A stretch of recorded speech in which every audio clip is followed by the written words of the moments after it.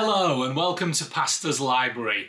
This is the channel where we talk about everything to do with theology books, be those books that are on a reading list for a seminary or a university course in a bachelor's in theology, a master's in theology, whether they're just books that you've seen on a Christian store's bookshelf or books that you've been inquisitive about in your pastor's office or in your vicar's library. Whatever it is, we have something to say, and we hope that we can pique a little bit of interest inside you to read, because reading is great for any ministry, it's great for your personal development, it's great feeding ground for the Holy Spirit to do something in your life and ministry. So, if you like what we have to say today, please give us a thumbs up on YouTube. If you haven't done already, please subscribe. It really does help us. It costs you nothing, but it does help the channel grow and helps us communicate with other people. And why not leave a comment below? I can't promise to get back to you every day, but I will at least respond to every comment left. So today I want us to talk about a replacement volume in an eminent commentary series. The commentary series is the Pillar New Testament commentary, and this is the letter to the Ephesians by Peter O'Brien. Many of you will know the story behind this book. This, like its sister volume to the Hebrews by Peter O'Brien, and the New International Greek Testament commentary on Philippians by Peter O'Brien, these have all been withdrawn and put through a mincer by Redman, who published all three of them, because there was an accusation against O'Brien about plagiarism in the Hebrews volume. And he came clean and he said, look, I've been writing these for 20 years. I've made a lot of notes. And I don't know if he said he struggled to read his own writing, or if he just lost his sense of place as to what he had written down, whether it was his words or words that someone else that he should have put a reference in. And I think we were all very saddened by this, because he's an older man, and he was basically tearing up a lot of his work over the years, and he really has enriched the bookshelves of many of us over the decades. But in all of this, we have to recognise, very importantly, the integrity necessary for academic work, and how important it is that our bookshelves and our bibliographies and our references in essays are rigorous and can be proven to be our work and not someone else's work. And so, as much as we might feel sympathetic to Peter O'Brien, and I certainly do, what's really important is that academia, Christian academia, should not be under fire for us tolerating this sort of behaviour. So it has left Redman's with a number of holes in its catalogue, particularly in the Pillar range. These are being put right, but you can't just go out there to pick a writer and say, oh, can you knock me up a new commentary on the Epistle to the Ephesians, please? Oh yes, I'll get back to you in a month. You know, that simply is not the way it works. Most of these commentaries are under production for years. You and I both want a work that is not only attested by the author, but has been round a number of key peers and reviewed before we ever see sight of it. And this is the process that goes on. So finally, Pillar have replaced O'Brien Ephesians with the Campbell Ephesians. This has been, I'm recording this in June 2023, and I've had this now for about a month.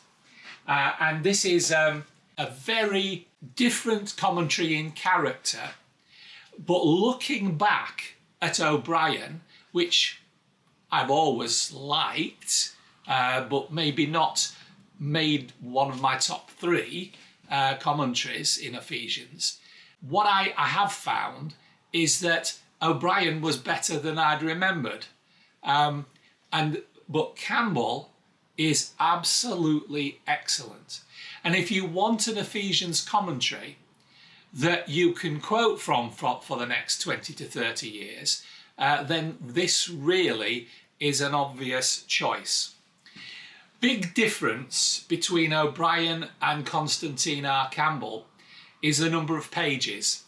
O'Brien gave us 536 pages, over 200 pages less, 328, in Constantine R. Campbell. You have to ask yourself, Campbell must have missed out a load.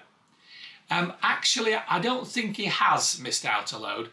I think Campbell is a more succinct writer. He is also a proven academic, having written a couple of textbooks on biblical Greek and having contributed to a number of collections where he's written a chapter, and he's also written other books too. But this is simply a substantive work. It has a very good bibliography. Now, O'Brien was originally published in 1999, so that's 23 years ago when I'm speaking to you. And it was reprinted in 2010, which my copy is a 2010 one. And the bibliographies are so different, you wouldn't recognise them as being for the same subject, really. And that's the way it should be, because when you are engaging with a commentary, you want the commentator to have engaged with the most current works that are out there, so that he can build his work on the shoulders of giants before him. And it's so important because as this goes down the generations, we still find people who are quoting early church fathers and even people like Calvin, but it doesn't mean that those are the only people who have to say anything. And it's true to say that Campbell's bibliography is a better bibliography than O'Brien's because it's more relevant. And if you are trying to build up a reading list on Ephesians, if you are trying to widen your own scope, then you need to be delving into Campbell's bibliography, not O'Brien's. And it's worth saying that copies of Ephesians by O'Brien and in fact the Hebrews one and the New International Greek Testament commentary on Philippians, these are exchanging hands for ridiculous amounts of money. And that will always be the case now because they were withdrawn. Ones that were in bookshops were sent back. They went through the mincing process. So there simply aren't that many out there. But you really don't need these books by O'Brien because they aren't quotable. And their bibliographies are not as relevant for 2023. And this will be relevant till certainly 2043, 53. So what I would say to you is, don't be drawn into bidding wars on eBay to get copies of O'Brien. As good as they are, O'Brien could still inform your preaching. He could still inform your personal study. But for academic study and for essay writing, you should steer clear of O'Brien, and Constantine Campbell is the person to be looking at. So, in terms of the page count being shorter, what I would suggest to you is I think that Campbell is a more succinct writer, and I think that he still gives a thorough analysis of the epistle, and his writing is clearly impacted by his own great understanding of biblical Greek. All you've got to do is look for the themes that he puts through the book, like union with Christ, and he's dealing with spiritual warfare. These are great passages that Campbell pulls together for us and helps us see. In Ephesians 5 verse 19, which has a certain historical impact in my life, I felt that Campbell gave a wonderful exegesis. This is truly a commentary of its time. And whereas the Pillar range have never been my favourites, in the sense that there isn't a book that I've ever put one of them in my favourite 3. But they have a lot to offer.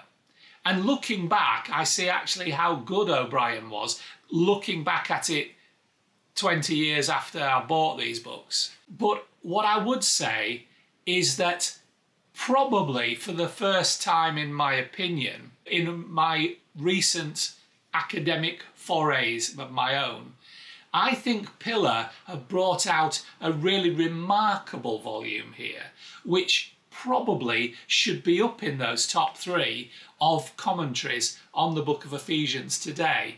And so what I am saying is, this is, whatever you think about Pillar yourself, and I know some of you love Pillar, and some of the ones that have been written recently, like the ones by Mark Strauss, I know are excellent, but this one is right up near the top, and I do think it's well worth engaging in. So, what am I saying? I'm saying, at long last, Pillar are filling gaps in their range. The first of the O'Brien commentaries has now been replaced by one by Constantine Campbell. The other one, the Hebrews one, will be replaced by the end of this year. Expect to hear from me again when that one's out.